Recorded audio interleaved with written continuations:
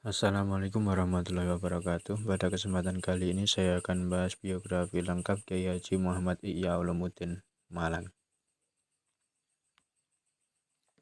Kiai Haji Muhammad Ihya Ulumuddin adalah anak pertama dari 6 bersaudara dari pasangan keluarga Kiai Suhari dengan Ibu Banu Haya.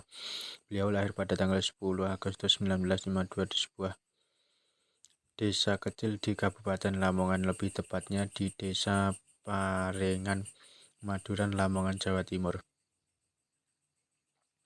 Kiai Haji Muhammad Ihya Ulumuddin lahir dan dibesarkan di keluarga yang sederhana yang dikenal fanatik Islam. Dari kecil beliau sudah dididik dalam lingkungan yang agamis dari kedua orang tuanya. Semangat belajarnya tergolong tinggi, terutama ilmu-ilmu agama. Sebab sejak beliau masih anak-anak termasuk orang yang cinta ilmu pengetahuan, semangat belajarnya tak pernah padam sebagaimana ulama besar Nusantara. Kiai Haji Muhammad Ihya Ulumuddin setelah lulus SR pada tahun 1964 lalu melanjutkan pendidikan di pesantren Langitan dalam asuhan Kiai Haji Abdul Hadi Zahid, seorang ulama karismatik yang sangat terkenal dengan keistiqomahannya. Kurang lebih 10 tahun mondok di Langitan, kemudian melanjutkan magang sekaligus belajar di Yapi Bangil yang dinakodai oleh Habib Husain Al-Habsyi sebelum beliau berubah paham sebagai seorang penganut Syiah. Dari Habib Husain inilah Kiai Haji Muhammad Ihya Ulumuddin mengenal sesuatu yang dinamakan gerakan dakwah. Dari persentuhan dengan Habib Husain ini pula semangat mendalami ilmu dan memperjuangkan agama semakin membara dalam hati Ustadz Ihya, muda yang kala itu sudah mulai banyak dikenal sebagai seorang santri yang alim. Akhirnya sampailah pengembaraannya ilmu di tanah haram Makkah, yang pada gilirannya Allah mempertemukan beliau dengan guru murabi Abuya Said Muhammad Al-Maliki yang selalu beliau ceritakan segala tentangnya dalam kajian-kajian ilmu. Setelah 4 tahun berkhidmat dan belajar kepada Abuya Said Muhammad Al-Maliki, Ustadz Ihya pun kembali pulang ke Indonesia pada tahun 1980. Meskipun sudah berada di Indonesia, tetapi hubungan antara murid dan guru ini terus berkesinambungan hingga saat ini. Saat pesantren Abuya telah diasuh oleh Syed Ahmad bin Muhammad Al-Maliki, wujud dari hubungan ini salah satunya adalah hingga kini mayoritas santri Indonesia yang bermaksud untuk mondok di Rusaifah maka harus terlebih dulu berstatus sebagai santri Ma'had Nurul Haramain Ngeroto Pujon Malang, sebuah hubungan yang tiada akhir yang semoga diberkahi dan dilanggengkan oleh Allah. Amin. Setinggi apapun ilmu yang kau capai, tetapi jika telah memasuki dunia dakwah maka harus memulainya lagi dari paling bawah. Ini adalah ungkapan yang sering disampaikan Abi Sapaan akrab Kiai Ihya Ulumuddin. Hal ini terkait dengan pengalaman pribadi ketika mulai merintis dakwah di rumah mertua di Keputaran, Kejamban, Surabaya, Jawa Timur. Saat itu Abi mengetik dan memfotokopikan sendiri termasuk kitab fikih paling dasar Sulam Safinah untuk kemudian diajarkan kepada para ibu di sekitar rumah. Jika dalam pepatah dikatakan sebaik-baik apapun bangkai ditutupi toh baunya tercium juga. Sebaik apapun ditutupi kejahatan pasti terbongkar.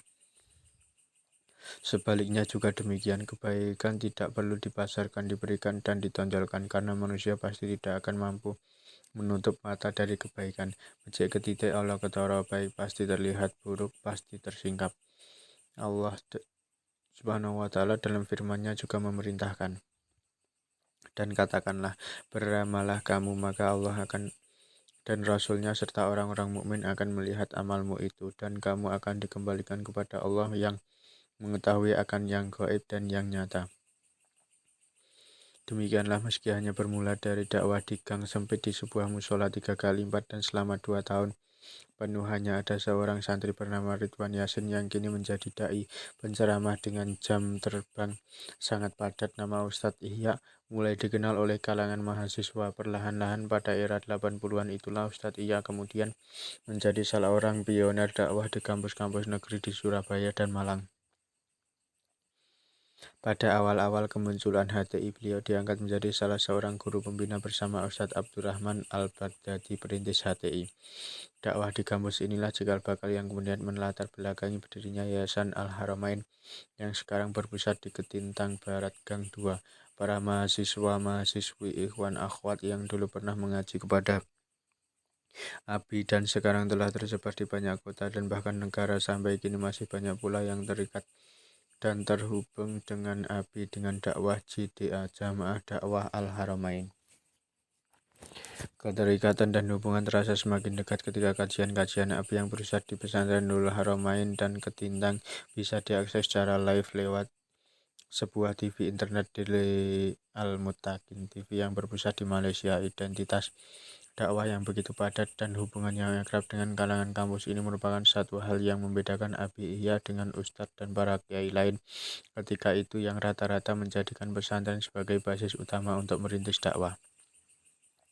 Selain melakukan pembinaan di kalangan mahasiswa, Abi Ihya juga masih aktif mengajar di beberapa pesantren di wilayah Jawa Timur dan sebagian komunitas masyarakat di Madura. Hal demikian membuat Abi waktu itu banyak menjalani kehidupan dalam perjalanan. Setelah sekitar 8 tahun berpindah dari satu titik ke titik lain, Abi sempat mengadu kepada sang guru, Abu Al-Maliki, sampai kapan saya harus begini? Maka Abu yang memberikan jawaban, itu semua adalah sesuatu yang memang harus dijalani. Periode kamu mengenalkan dakwah Dauratut Ta'arif sehingga waktu 10 tahun lamanya. Dan memang setelah 10 tahun dijalani, Abu ya kemudian merintahkan agar Abi menjadi pengasuh pesantren yang barusan selesai dibangun di Desa Ngroto Pujon Malang yang pembangunannya sudah dimulai sejak tahun 1986. Sejak tahun 1991, Abi ya pun memulai dakwah dengan suasana baru. Selain masih terus membina mahasiswa dan berjamaah di Surabaya, beliau pun menjadi pengasuh pesantren pengembangan dan dakwah Nurul Haramain sehingga harus membagi waktu pulang pergi antara Surabaya dan Malang. Hingga kini setiap Senin sampai Kamis beliau berada di Pujon dan Jumat sampai Ahad berada di Surabaya. Kebiasaan yang barangkali dirasakan bagi banyak orang cukup melelahkan, apalagi kondisi jalan yang semakin hari semakin padat oleh kendaraan yang sama sekali tidak dikontrol dan dibatasi jumlah populasi untuk disesuaikan dengan kondisi dan kapasitas jalan.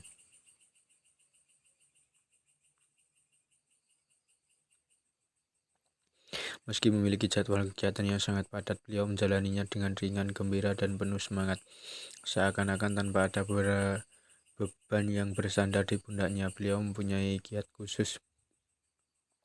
Setiap kelelahan yang menghampiri beliau membandingkan dirinya dengan kesibukan para kiai sepuh seperti Kiai Haji Maimun Zubair, pengasuh Pondok Pesantren Al-Anwar Sarang, Rembang, Jawa Tengah, yang di usianya yang sudah senja masih aktif berdakwah keliling dari satu kota ke lainnya. Tokoh lain sering dijadikan sumber perbandingan tak lain adalah guru tercintanya Abu Ya Al-Maliki. Waktu 24 jam hidupnya untuk mengurus santri. Dalam berbagai kesempatan, Abi Ihya juga mengungkapkan bahwa manusia paling sibuk adalah Rasulullah. Saya ingin mendirikan sebuah pesantren, inilah satu jawaban ketika Anda para pembaca berkesempatan datang di pesantren Nurul Haramain Pujon dan bertanya kepada salah seorang santri putra di sana, apa cita-cita Anda? Jika latar belakang santri tersebut adalah putra seorang kiai, maka itu adalah lumrah. Akan tetapi jika santri tersebut adalah anak petani, maka ini sungguh harus diketahui dan diakui sebagai sesuatu yang luar biasa, hasil dari sebuah tarbiyah dakwah, bukan sekedar taklim.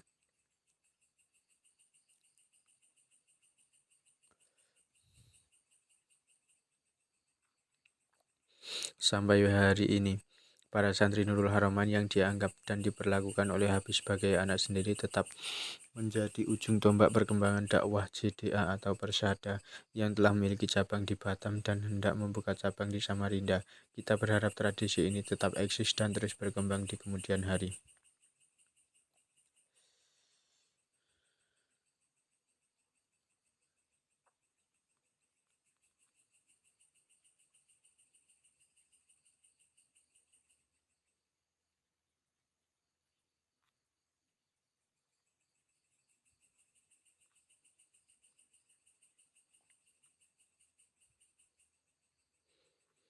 Wallahu a'lam bishawab. Semoga bermanfaat. Assalamualaikum warahmatullahi wabarakatuh.